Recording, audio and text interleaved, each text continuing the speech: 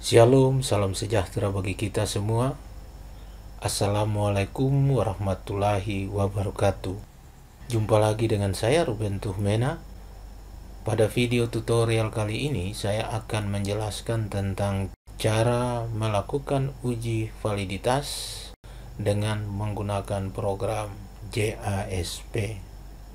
Teman-teman, uji validitas dilakukan untuk mengetahui apakah instrumen penelitian atau kuesioner yang digunakan dapat mengukur apa yang akan diukur.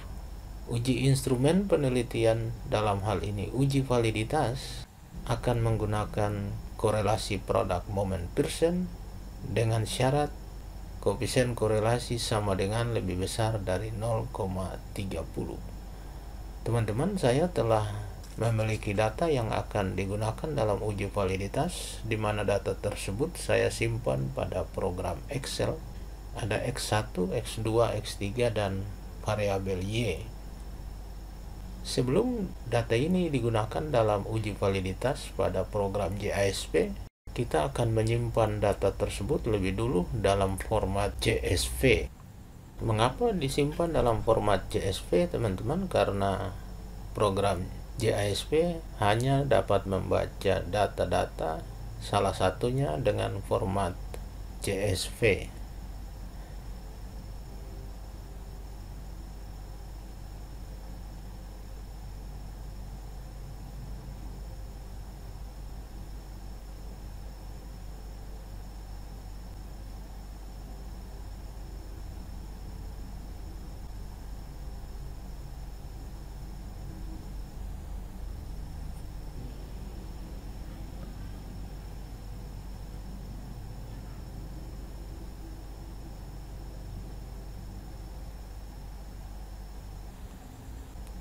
Sebelum melakukan perhitungan, kita harus mengimport data lebih dulu, teman-teman, data dari program Excel tadi.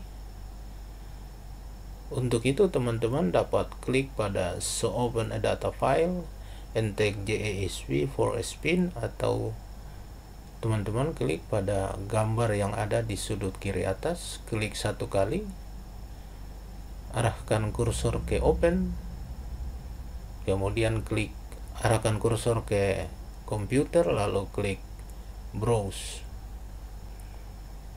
Teman-teman blok filenya, kemudian klik Open.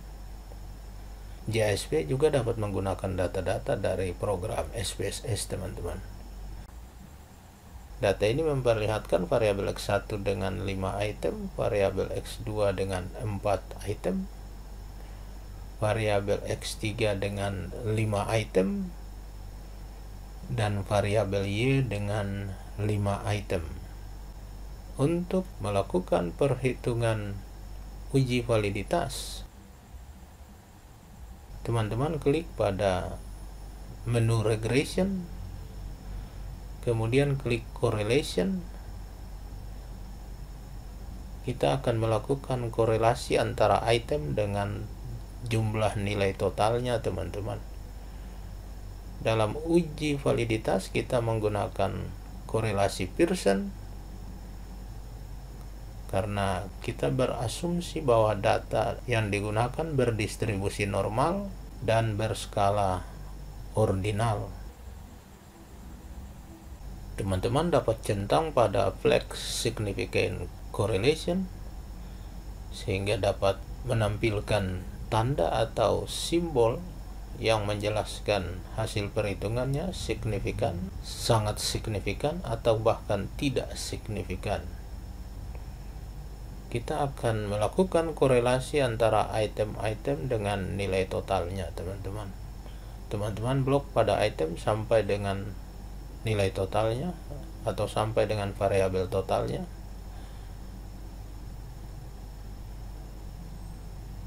Teman-teman pastikan bahwa skala data yang digunakan sama dengan skala data yang disyaratkan.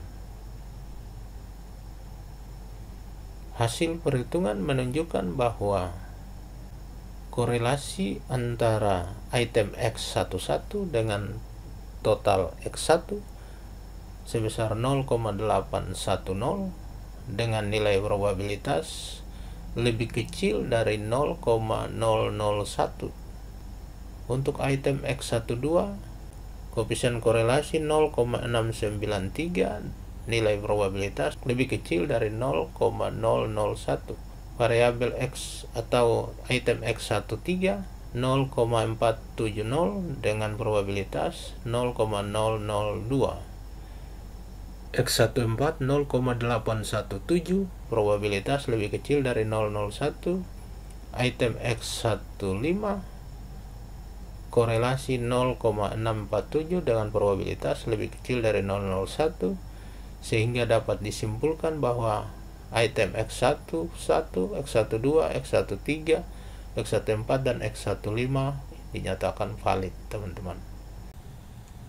Sebelum menghitung variabel berikutnya, kita copy dulu teman-teman hasil perhitungan yang ada agar tidak hilang ketika kita melakukan perhitungan untuk variabel berikut.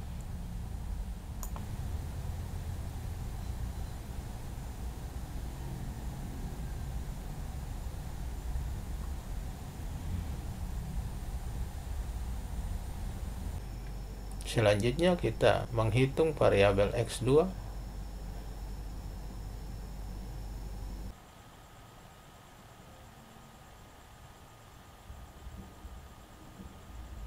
Hasil perhitungan menunjukkan bahwa koefisien korelasi X21 dengan total 0,707, probabilitas lebih kecil dari 0,001. X22 0,891, probabilitas lebih kecil dari 0,001. X23 0,751 dengan nilai probabilitas lebih kecil dari 001. X24 korelasi 0,832 dan nilai probabilitas lebih kecil dari 0,001, sehingga dapat disimpulkan bahwa item X21 sampai X24 adalah valid, teman-teman.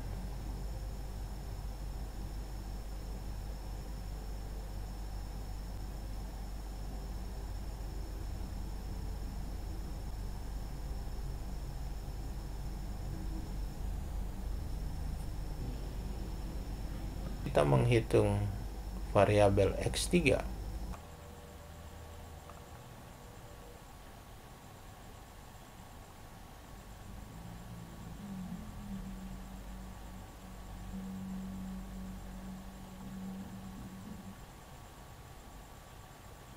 Hasil perhitungan memperlihatkan bahwa item X31, korelasi antara X31 dengan total 0,385 dengan nilai probabilitas 0,014.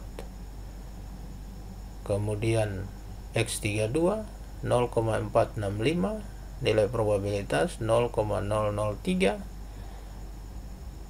X33 koefisien korelasi 0,598, nilai probabilitas lebih kecil dari 0,001. X34 0,667, nilai probabilitas lebih kecil dari 0,001. Sedangkan X35 koefisien korelasi 0,704, probabilitas lebih kecil dari 0,01. Dari nilai probabilitas yang lebih kecil dari 0,05 dapat kita simpulkan bahwa item X31 sampai dengan 35 adalah valid.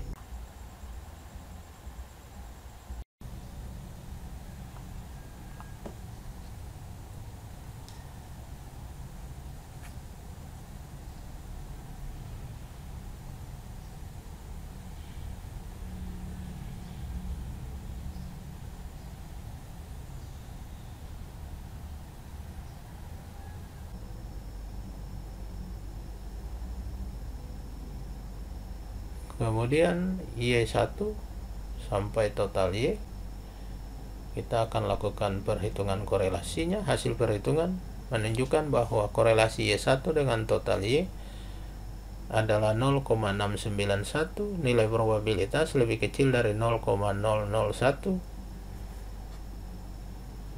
korelasi Y2 dengan total Y 0,768, nilai probabilitas lebih kecil dari 0,001. Korelasi Y3 dengan total Y sebesar 0,681, nilai probabilitas lebih kecil dari 0,01. Kemudian Y4 dengan total Y, nilai koefisien korelasi 0,682, nilai probabilitas lebih kecil dari 0,001. Selanjutnya Y5 dengan total Y 0,792, probabilitas lebih kecil dari 0,001. Dari hasil perhitungan di mana koefisien korelasi lebih besar dari 0,30 dengan nilai probabilitas lebih kecil dari 0,05, dapat disimpulkan bahwa item Y1 sampai dengan Y5 adalah valid.